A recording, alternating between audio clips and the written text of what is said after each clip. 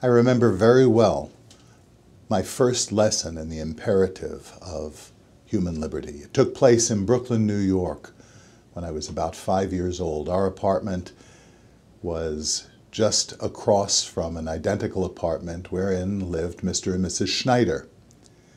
Mrs. Schneider was making some delectable cookies one day, and I could smell the aroma wafting from her kitchen to ours.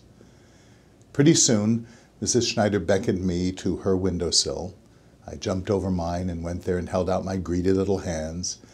She put on my hands a napkin and proceeded to place the goodies on them. I noticed as she did that running up her arm were a series of blue tattooed numbers, the significance of which at that moment I did not understand. But I went back into my own kitchen, and pretty soon my mom came in, and I told her Mrs. Schneider would give me the cookies, and then I asked her why there were these numbers on Mrs. Schneider's arm. This is when the lesson, the most enduring lesson in human freedom, took place.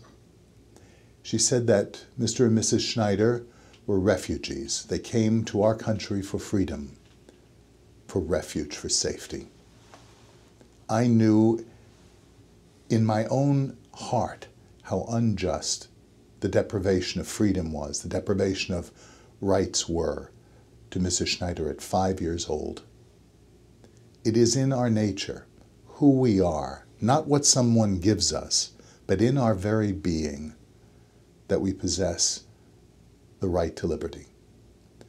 Another woman who died in the concentration camps, Sister Teresa Benedicta of the Cross, once said, "The world does not need what you have, but who you are. It's who we are that gives us our rights."